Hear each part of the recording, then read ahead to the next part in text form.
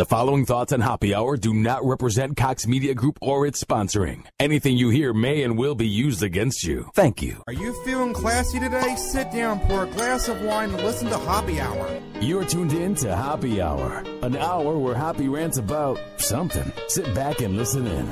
Happy Hour is on now. Happy Hour is on now. What up? What is happening? This is Happy Hour. I am your host, Ryan Hoppe. And on the phone line, we have the legendary comedian, the Pitbull of Comedy. Bobby Slayton is on. What's up, dude? Well, I'll tell you, Hoppy Head, hopefully I'll be on the line for a little while because right before you called me, your phone was screwed up. You tried to do this 8 months ago. Your phone was screwed up. Wait, have you thought about getting a major carrier? I mean, when you have a podcast and you're so tired of people, I would think one of the first things you would want is a good phone line. Well, it's just kind of bad luck because I was at my radio school and they just got a new board and things were screwing up. And then here, for some reason, the phone wasn't working. So at least I have you on the line now. You know what I mean? For now, yes. Hey, by the way, are you still, where are you? You still in Cleveland? Last time I heard from you, you were all excited about some new job with, who's that, Rover Morning Radio Show in Cleveland. You still there? No. Now I work for 102.5 The Bone in Tampa Bay. I work for Mike Kelta. Like, I work behind the scenes here. I work in promotions. So I've moved on from there. Oh, the Bone. Yeah, of course. Wait. Mike Kelta station? Yeah. Oh, yeah. The former Cowhead? I love that station. It's great. Isn't it great that it's one of the last outspoken places to hear great radio? But, yeah, I know it is. Mike is great. He's been a fan and supporter of comedy. There are a bunch of guys like that in the country, and there's not a lot of them left, and it started with Alex Bennett in San Francisco in the 70s when the comedy boom started, and, there was Mancow in Chicago, and, John DeBella in Philadelphia, and, a few guys in New York, and then, Howard Stern, and Opie and Anthony go over with Sirius XM, but, Mike Calta, and I don't know, you know what, I'm going to stop myself now because there's another dozen shows, Paul and Young Ron in Miami, and if by some wacky chance anybody hears your dumb podcast, what about me, So, I mean, there's dozens more guys. I should have mentioned anybody. Maybe someday you'll be on that list, Mr. Hoppy. That is my ultimate dream. That is why I'm honored to have you on, my man. Yeah. Well, when you make it really big, I'm sure you forget all about me if I'm still alive by then. I promise. I will never forget about you. Do you remember how we first met at the morning show boot camp? I was all caffeinated, and you were like half asleep, checking into the hotel, and my 6'8" body. I've been flying all night. Of course I remember. And they were having a big radio boot camp. All the radio stations were there. I came in to perform. All my friends, some of the aforementioned people were all there. And I'm in the lobby, and there's a security guard. There's a couple of convention people with name tags, and this big, goofy-looking Rain Man, kind of Forrest Gump guy. The guy started coming at me. I said, oh, my God, one of these crazy fan guys. He forgot a Spider-Man costume. He was probably waiting for Comic-Con to show up in 6 months. Yeah, that was you. Of course, how can I forget? How nervous were you when I approached you? Because I'm pretty much a gentle giant, as I actually heard you say on Rover before I got hired. Were you nervous, or right away could you feel the vibe that I'm pretty innocent? No, I'm not. No, you look like the kind of guy that might try to hug me to death. No, I really wasn't concerned. I've been doing stand-up now for 40 years, and I've been attacking people in the audience for 40 years. And I've been going after Sacred Cow for 40 years. And I think every show, if there's a crazy Muslim or a crazy Jew or a gay guy or a black guy or a lesbian or somebody, I'm always waiting. Somebody wants to get you, they'll get you. What happened to John Lennon? And he was a saint of a human being, a Beatle, if you will. And, you never know who's after you, so I can't really worry about it. So what are some of the latest things that you've been working on, Bobby? To show you how bad things are going, your podcast is the highlight of my months. That's how bad things are for me right now. Actually, I'm, what I've been doing is, I think the last time I spoke to you, even when we met, I was working on my book, Raging Bully, 40 Years in Showbiz Hell. And I've rewritten the book 5 times. I keep rewriting it because I keep reading books by all these comedians. There's Billy Crystal and Carl Reiner, and Richard Lewis just sent me the book, The Other Great Depression, which he wrote about 10 years ago. That was brilliantly written. Mark Maron's new book is so funny and so brilliantly written. And I'm not trying to compare myself to those guys because everybody has their own style, but when you read a book by a comic. I want my book to be up there with, one of the best. When people talk about Breaking Bad, they talk about The Sopranos. They talk about The Sopranos, they talk about Homeland. I just want to be up there with the best of the books written by comedians. And there's a lot of great comedians and a lot of great books out there. And every time I read mine, I go, well, that's not very good. Then I read Steve Martin's book, and it's nothing like their books. I should really compare myself to them. But so I'm working on that like crazy. And I put it down for a couple of months because I get sick of it, and then I pick it up and re-examine it and go, it can still be better. So I'm working on that, and I'm playing, people go to BobbySlayton.com. I'm still playing the comedy club. I'm still slogging it out. The comedy salt mines, Do you ever get sick of doing shows, or is it one of those like things where once you go on there and you see everyone in the crowd, you're in the zone? I'm always sick of doing it. Once I get up there, it's great because but once in a while you get a crappy audience, and there are crappy audiences. But, it's the end of the week, and you've played Thursday through Sunday, and you've done morning radio, and you flew in, and it's not like going to Afghanistan and to the Middle East and sniffing out landmines and fighting ISIS, but sometimes, I'm a little exhausted, and you get up on stage, you want it to get over with, but, then again, I only work an hour a night, two outs on Friday, Saturday, so, I take that into, sometimes you start taking that for granted, how great the job is, and, but comedians, like everybody in showbiz, you start looking at who's doing better, and that guy's got a sitcom, and Louis C.K. makes it a night, what I make in 6 months. I can't really think about it that way, because then you walk down the street, there's a homeless guy with no legs, some schmuck with a name tag working at McDonald's, and some idiot with imaginary listeners doing a podcast that nobody listens to. That's you. So it could be worse. Where would you rank yourself amongst the all-time greats? Because I would put you up there just because you're so raw and you don't care what the hell anybody thinks of you. That doesn't what makes you great, because a lot of comics, you get assholes like Donald Trump that doesn't seem to care what people think of him, and he's certainly not great, although I'm sure he'd tell you differently. So it's not, it's not just about speaking your mind, it's about getting laughs, and it's not just about getting laughs, it's about speaking your mind. They kind of go hand in hand. There's a lot of guys who get standing ovations that I think are horrendous comedians. Larry the Cable Guy, I love him. He's a friend of mine. He's goofy. He's a nice guy. But that act, I can't stand. And, but then again, he's selling out stadiums. And he's getting standing ovations. People are dying. I look at a lot of that country comedy crap, and a lot of the deaf comedy jam garbage. It's just horrendous. But, so getting laughs doesn't necessarily make you a great comic. And, breaking rules and being uncensored doesn't necessarily make you a great comic. What makes you a great comic is when you do both, Pryor did it. Carlin did it. Of course, Lenny Bruce did it. Bill Burr does it. I like to think I do it. Louis C.K. does it. So it's getting laughs and speaking your mind. And that's, to me, what comedy's all about. You want to play it safe and do corporate gigs.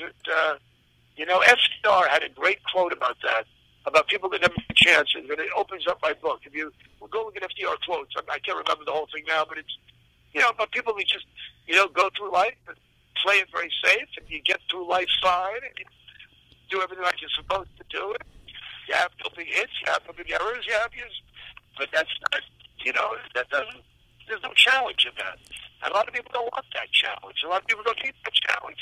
And I think what makes people a great comic or a great musician or a great performer is the challenge. A lot of great musicians might be one of the greatest, if not the greatest band of all time, the Rolling Stones.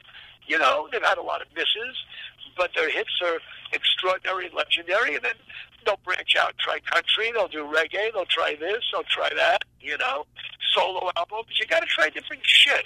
So that's what it's all about. What is it about some of the acts that are out now that you really don't dig? Like, are they hacks? What are they doing that you're not a fan of? Well, you got to remember that most comics and most magicians and most painters and most, any kind of artist is not a big fan of a lot of stuff that's out there because, number one, you think you're a lot better.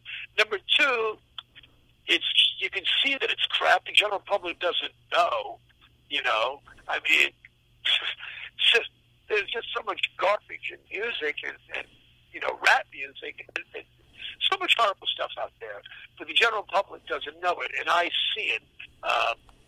You know, I mean, not that there's a lot of people making money, and I don't want to sit there naming bands or comics because then I sound old and bitter, which I am. But you know, you see the tricks. Magicians especially. There's a perfect example when I talked to Penn Jillette. I go, that guy, great magician. He goes, that guy's great. Even though Penn knows how he does it, you know, you watch that show Fool Us, it's not always about the trick. It's about the whole process and the presentation. And that's what I see with a comic that a lot of people don't see. You know, a magician works magic. You see the average Joe Schmo sees the quarter disappear and then return. But it's the magician who knows how he did it or not know how he did it. So with comedy, I see just a lot of rehashed crap that has been done. But, you know, but it's not these young comics' fault. It's comics in their 20s and 30s that I see, and they have a new audience in their 20s and 30s. And that audience doesn't know the Beatles. And that audience doesn't know, really, Richard Pryor's work. And that audience, they see all the new guys. This is their comedians. You know, you see a lot of animated shows now, and these people don't remember a lot of the old cartoons. It was Ren and Stimpy before that, and there was Beavis and Butthead, and there was this. You know, so a lot of kids today, I didn't do that, and I didn't bring my daughter up that way. When my daughter decided she was going to listen to Britney Spears and, you know, all that other stuff that preteen girls listen to, I said, that's great. That's her music. It's not great music. She'll grow out of it, but I turned her on to the Stones and the Ramones and the blues, and that's why there's a mindless generation out there. And I know I sound like my parents, and every generation says that, but, you know, everybody that I hung out with, you know, we grew up during the Vietnam War, and, you know, I knew about World War II, and I studied the Nazis, and I knew about Elvis Presley. Maybe it's just because I cared so much about history and popular culture. But I don't see it as much today. And you see a lot of great artists come along in their 20s and 30s. Really amazing talents that I never listened to until my wife and daughter turned me on to them. But with comedy, you watch Netflix, and there's like 5 women comics with specials, and, you know, they're good. But you know, I've heard a lot of this material. There's a couple of guys that, you know, doing all this pot material that Cheech and Chong covered a long time ago. And so did Carlin. So, not that these guys are bad. You know, some of them are great performers and great writers, but a lot of this shit's been done before. And a lot of it wasn't even funny when it came out originally. So, you know, and I see a lot of people doing my stuff, and I'm not saying they stole it from me, but, you know, it's stuff that's been done. And it's hard. And, you know, on the other hand, it's hard to be original and different now. You know, Gallagher came out. I'm just using him as an example. There weren't a lot of prop comics before him. There was Rip Taylor, and then Carl Valentine, who did the prop magic stuff. But there were only a few people, and Gallagher did take prop magic to another level. And then prop comedy, rather. And then when you love Butch Carrot Top, he did a lot of what Gallagher did, but he had new things. So now it's hard for guys. Let's say a prop comic wanted to come along. Everybody's going to go, what, are you trying to be Carrot Top? You know, what, are you trying to be Gallagher? And, you know, it's and magic and comedy, it's just hard to come up with new things that haven't been done before.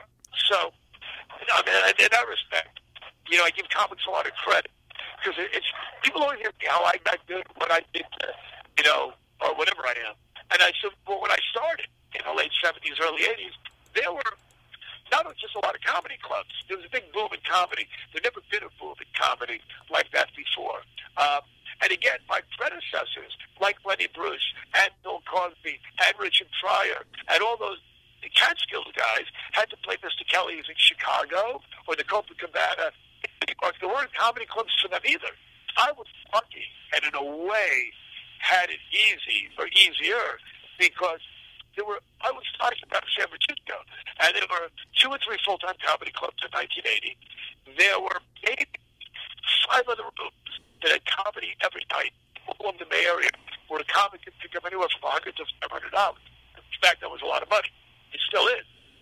If you live by yourself and you're single. And so we had a chance to get good.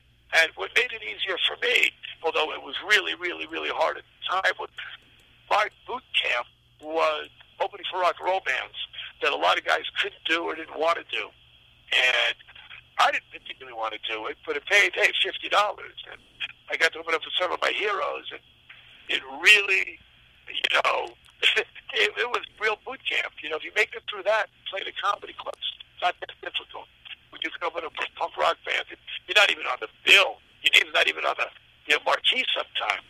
So when the lights go down, people expect it, whoever they're expecting, and you come out, and it really wasn't easy, But that's what makes it. That's what makes it what it is, kid. If it was easy, everybody would be doing it, right? Exactly, man. Who are some mentors that have helped you these last 40 years, that have always believed in you and have given you great advice? The Lord Jesus Christ. Even he ignores me. Who has given me great advice? Well, to be honest with you, I don't think I took much advice, which is why I hate giving young comics advice unless they ask for it. But I always tell them, I can't really give you advice. We're both playing, the funny bone in Kansas City. I'm just doing more time and making a little bit more money. So it's not like I'm in a different stratosphere than you, But, one of the first guys to really help me out that I remember, and he always helped a lot of people, even though he never put him on his TV show, was Jay Leno. And Leno was very vocal about it. He never put comics on the show because Jay was always worried about the ratings, understandably so. And, they found out when comics come on, people change the channel, which is surprising to me because when comics come on, I tape all the talk shows because I want to see the comics, probably because I'm a comic. But so Jay didn't put on a lot of comics unless, they would get viewers and really popular, which is fine. But before you had the Tonight Show, Jay was always great as far as when I started becoming a national headliner. It was really hard to break into the national headlining thing. Because you're big in San Francisco, and then you move to L.A., and there's 50 people or more, who started out 5 years before you, Letterman and Leno and Kim Madonna, Lane Boozer, Mike Binder. The list goes on, and Denny Johnson, Bruce Bob. The list goes on and on and on. There were at least 50 guys, maybe more, playing the Comedy Store and the Improv. Once you break into L.A., you got to try to get on TV, and then, there's a lot of guys trying to get on TV. When I started out, it was with Roseanne and Louis Anderson and Seinfeld and Larry Miller. Everybody, Tim Allen, and everybody's trying to get on TV. So to go on the road, there weren't that many comedy clubs yet. There were about maybe 15 full-time comedy clubs. Not even that many major cities. So to get in these clubs, and Jay Leno, I was trying to get and he made a couple of calls for me. Or he said, call this club and tell them that I said, should book you. And it didn't work all the time, but a few people got, I got gigs because of that. And then I, of course, went in and did well and did radio and sold tickets, and I got back again on my own. But I started doing that for young comics. And I said, I didn't really make calls, but I'd say, you want to play Zanies in Chicago? Tell them you opened for me at Caroline's and you killed. And then he'd be comics at Golden Club, and the club owner would call me and said, so-and-so says you insist he opens for you. And I didn't say that. I said, call the club and tell him he opens for me in New York. So all these comics started calling me. And I became, what am I, an agent here? So, yeah, I still put in recommendations for people. And I still, somebody goes, hey, you're going to Gotham in New York. Tell the owner I'd like to play there. I always put a word in for stuff running. But, it's tough now because there's so many comics and more than ever. And there's still a lot of venues, but it's tough. There's more comics. The buyer's market, What do you think of all the hate that Jay Leno has had all over the years? Because to me, it sounds like he's a good guy that helps out comics. So what do you think of all the hate that he's received? Jay's always been great to me. He's always been nice to me. I've never really needed anything from him. I called him a couple of times over the years. I see him at the Comedy Magic Club. He plays every Sunday night. He could be more cordial. If I have a TV shot to do, he always lets me do more of it. They give him a shot when he gets to Vegas, and he'd always be happy to give me a ride home. And if I was working that weekend, and he'd drive himself from the airport. He's on that air of a guy who just, as soon as that tux comes off in Vegas, he wears jeans and tinkers in his car. It's more than Bruce Springsteen comedy. He does an hour and a half. He doesn't drink. He's nice to everybody. And, all that other negative stuff is probably true also, but that was Jay just trying to get ahead. And I'm not sticking up for all that stuff if it's true, but he's always been great to me, so I can't say anything bad about Leno. He's been great to a lot of comics, and he's always a nice guy.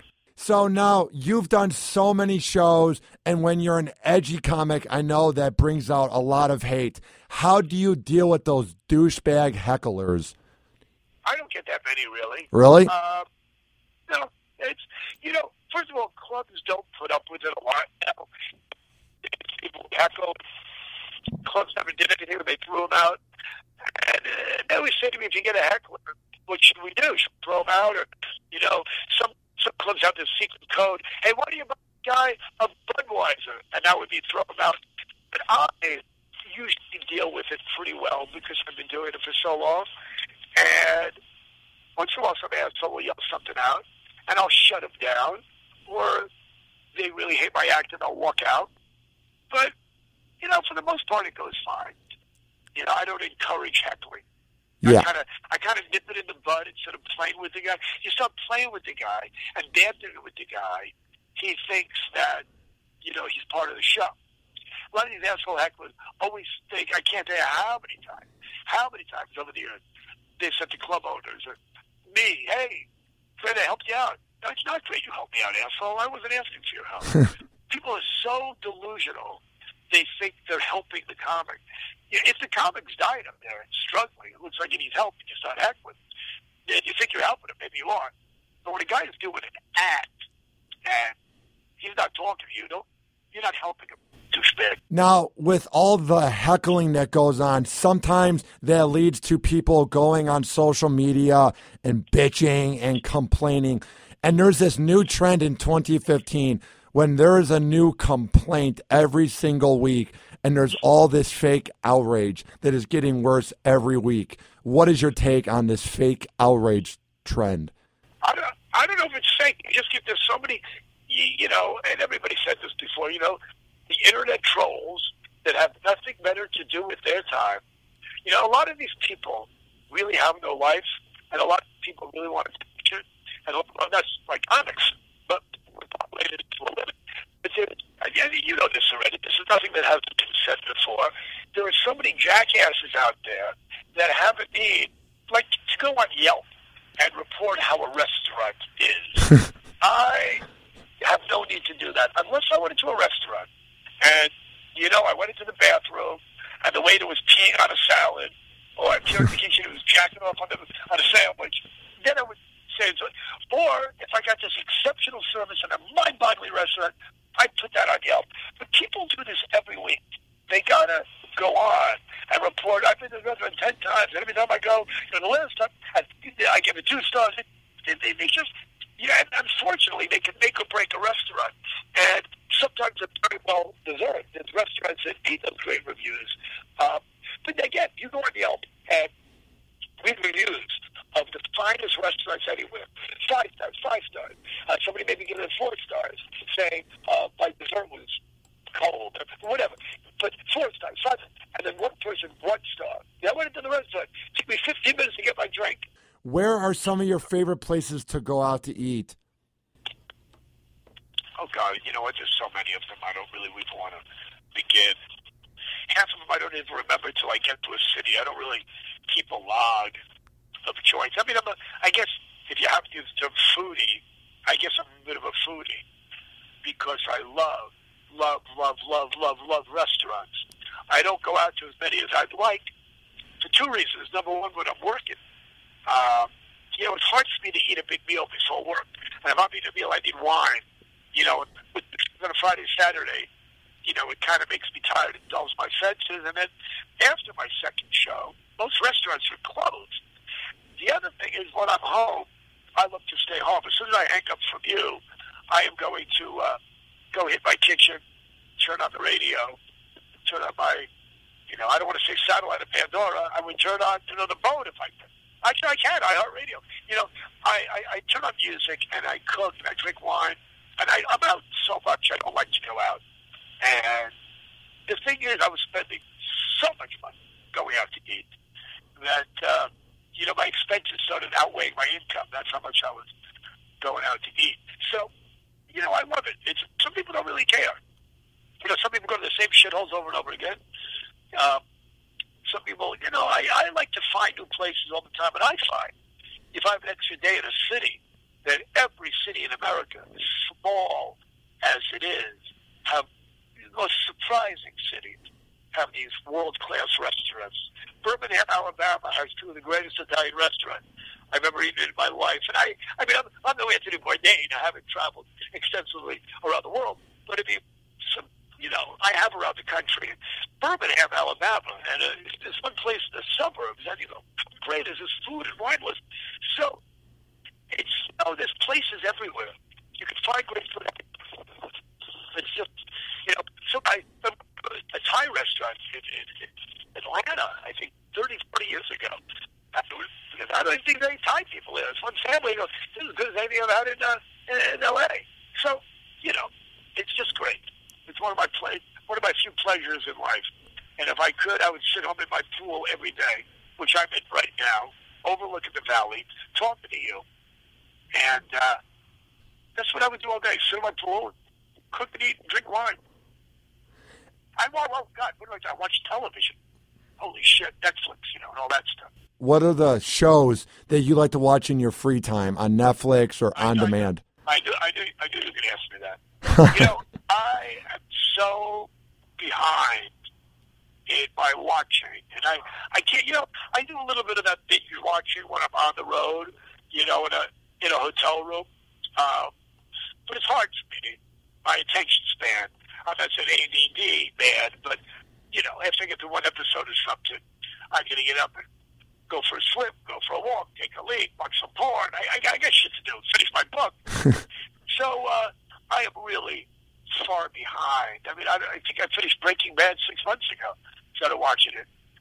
And the last season of The Sopranos, I remember missing one episode or two episodes, and I didn't have on demand. So I said I got to wait and watch this whole season over again. So got Homeland. There's so much shit.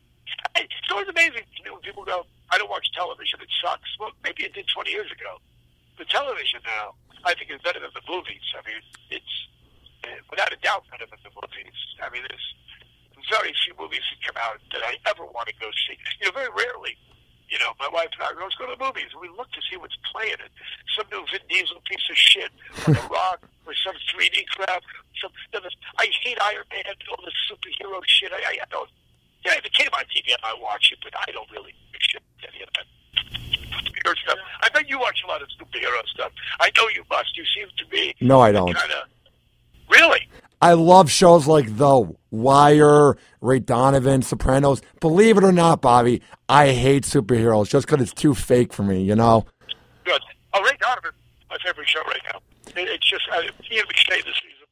This has been a bad season, dude. It's a bad season, you think? Yeah, I'm not really liking the whole thing where Katie Holmes. I think she's a terrific actress. I also think that I think the head writer or somebody in that show, might be another show, left this season, so somebody took over. I still find it to be incredible, but the acting is so. You remind me of Bunchy a little bit. You're like Bunchy of radio. That's kind of an insult, but I'll take it. I like that. Ryan. I find that show to be magnificent. And Kevin Spacey at the House of Cards. Oh, yeah. And, the acting on television is, there's still, you get a couple of good movies, but I don't even go to the movies anymore because I'd rather just sit home and, I just got into, it took me years to start watching Deadwood, and I forgot how great. Love that show. Yeah, but, I missed a few episodes, and then I went out to the house, and so that was, Ian McShane was in that too, so I am thrilled just to watch TV. And I don't even, I used to want to be on TV more and act, but I'd rather just watch other people act. I'm too tired to try to memorize shit. I'm not good at it. I'm just not good at it. I don't like it. It puts too much pressure on me. Of course, if Ray Donovan called, or any show called, they might be want you on this week. Of course, I would go running. But the pressure, when I did that show, I did a Married Man on HBO for 2 seasons, which nobody saw. It was on between The Sopranos and Curb Your Enthusiasm. two other shows, arguably the greatest shows on television, and we were in between, sandwiched in between those two shows, and nobody thought Binder and American Man. But I was working, Mike Binder and a few other good actors, and Mike just directed and wrote and produced with Black or White, which is great acting by Kevin Costner. Highly underrated guy. Why am I talking like I'm a film reviewer here? But anyway, every week we would do this shit. I did it for 2 seasons, and you get the script on Monday, and the writers rewrite on Tuesday, Wednesday, and then you shoot Friday.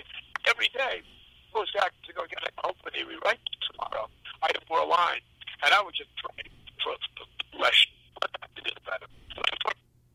Still get paid the same. That's great. Thrilled to death. And then I see a little monologue I have to do. Oh my God, it's giving me days to memorize this shit. And I don't even smoke pot anymore.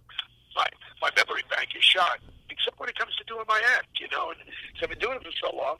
But I think the problems with that is that I don't do anything in any particular order, and I like to ad-lib a lot. Talk to people for 2 minutes to get what it was. So I think that's why are pretty sharp until they hit 90. Groucho and Carl Brooks and all these guys. They worked till they were really old.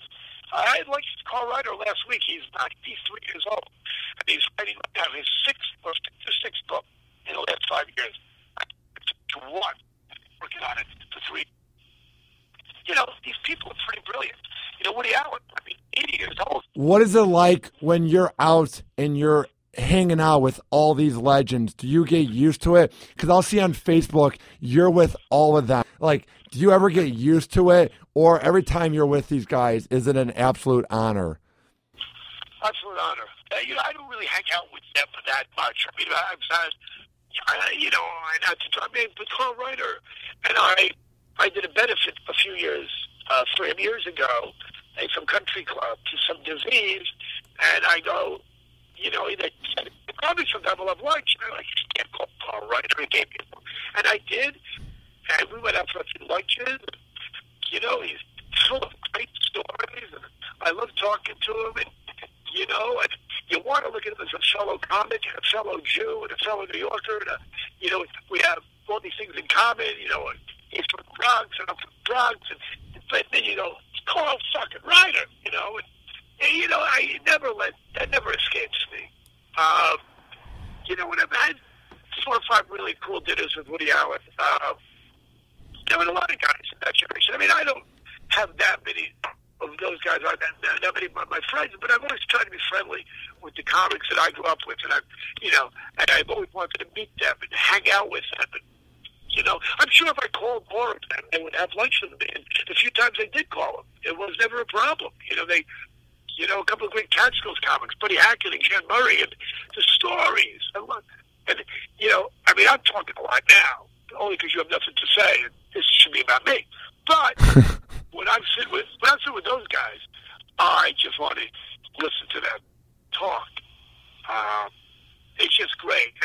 And when I have those dinners with Woody Allen, I invite a handful of other comics, and we go out and we sit at a table in somebody's house or a private room, and everybody's talking. Everybody has stories, and it's just fascinating. It's just great. And I wish I would have been part of those tables, like Algonquin round tables, the Algonquin Hotel in New York with Dorothy Parker and the Marx Brothers and Al Jolson, and in the Hillcrest Country Club in L.A., which the Jews started because nobody let them into a country club back in the 30s or 40s. And, it was George Burns and John Benny and the Marx Brothers and Al Jolson and all these great comedy writers. And oh, my God, those, they'd all sit in the steam room, and they'd sit and have lunch, and they'd sit and play whatever card games they played, Gin Rummy. And those days must have been astounding. And now I want to get your take on the news because you're so outspoken and you're raw. What do you think of this dumb bitch, Kim Davis, that is so against gay marriage? The one from Kentucky. I hate people like that so much, but, I can't really get all worked up about it because,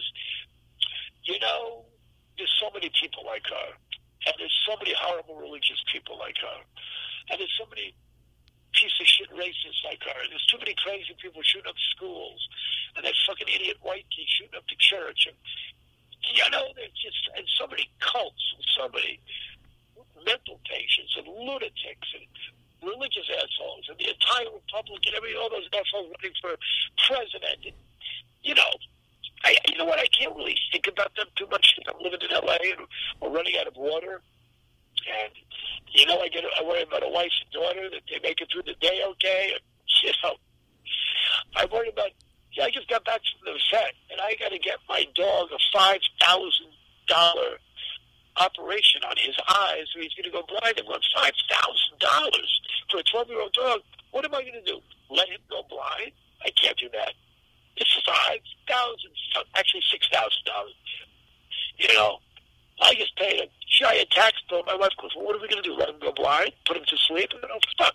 I'm more worried about my dog and the water in California than some fucking fat, crazy, Jesus-loving cunt. But that's half of America. Half of America. And all these idiots go see the Pope. What's the big fucking deal? Yes, Popes go, yeah, he's a great Pope. Big goddamn deal. I saw the Pope. Good for you. Your life's changed. So, I don't really worry about that crap anymore. I'm just trying to make it through another day without getting a beer belly or cancer and pay my bills. And not leave too big of a carbon footprint. Recycle, eat dolphin safe tuna, make a right turn at a red light, don't hit my kids, don't drink and drive, and fuck the rest of the world. How bad are things in Los Angeles? I mean, with like the water and pollution and crime, are things going downhill, or does Los Angeles get a bad rep? Well, it's like it gets a bad rep. Some of it's deserved, some of it's not. That makes sense, because to me, I like Los Angeles, but a lot of people look down on it, and they say it's douchey. But overall, I'm a fan of Los Angeles. My uncle lives in Pasadena, so. You're a fan because you don't live here. Los Angeles is fine. I mean, it's a beautiful day today. I'm sitting at my pool right now, but tomorrow I'll be driving to the Brea Improv, which is 45 minutes away, which will probably take me 3 hours to get to because of worse traffic in America. And, there's no water, there's a lot of traffic, and it could be an earthquake any day now. The prices are astronomical, but I live here, so I make the best of it, and I bitch about it all the time, but I keep thinking if I had to go somewhere else, where would I go? I'd love to live in Portland or Seattle, and I think in a month I'd be pissed off because it's always so cold and overcast. And I'd love to live in New York, but without Jerry Seinfeld money, when the snow comes in February, I can't take off on a private jet to the Caribbean, like Mick Jagger or Jerry or Howard Stern. Of course I live in New York. They have homes in the Hamptons, and then they go to the Caribbean. New York's the greatest place on earth, and you can afford it. I wouldn't go anywhere else. But, I keep thinking about all these places I'd like to be. A friend of mine lives in a cool little town in Mexico, and it's beautiful, and I'm thinking, but what if I need Netflix or arugula at 6 o'clock? Will they have it at the grocery store? Right now Los Angeles is fine. And I get to travel and see these other places, and it's good. All is good right now. Now, before I let you go, where can people find your work online, and what are some of your upcoming shows? You know what? By the time your imaginary listeners find this podcast, just go to BobbySlayton.com. All my gigs are on BobbySlayton.com. And Pitbull of Comedy on Twitter. Every time I tweet something, I lose another 20 followers. I'll be the first person to have negative Twitter followers in 6 months. Stuff nobody's ever done before. And, God, do I hate social media with a passion, but it's part of this stupid job. I'm around. Bobby Slayton, the Pitbull of Comedy. I'm around. I'm coming to your town soon. All right? Damn right. Well, Bobby, thank you for coming on Happy Hour, dude. This was an honor. Oh, by the way, I love Tampa. I play Side Splitters, which I love. And I play the Tampa Improv in Ybor City. And one of my favorite places is that little steakhouse that's right there. I forgot what it's called. Great steakhouse. They actually have a great New York slice of pizza in Ybor City. And the Ybor City wine shop and wine bar is terrific. My friend Michael runs it. It's great. You go in there and tell him I said yes for Michael. Damn right. But Ybor City wine bar. It's great. So like I said, every town I go to, one of the great steakhouses of all time is Burns Steakhouse right there in Tampa. Holy shit. I mean, one of the best steakhouses in the world. It was one of the finest wine, definitely in the country. If not the world. I love Burns. So, every city I go to, there's great, great places to eat. And Tampa is no exception. Well, Bobby, have a good rest of the day, and thank you for coming on Happy Hour, man. This was an absolute honor. I appreciate it. Tell Mike Colton I said hello, all right? All right, sounds good, Bobby. Thank you, dude. All right, pal. Talk to you, bro. All right, sounds good. Happy Hour. Happy Hour. This is an official broadcast of Hoppe Radio. For more info, check out hopperadio.com and hoppesworld.com.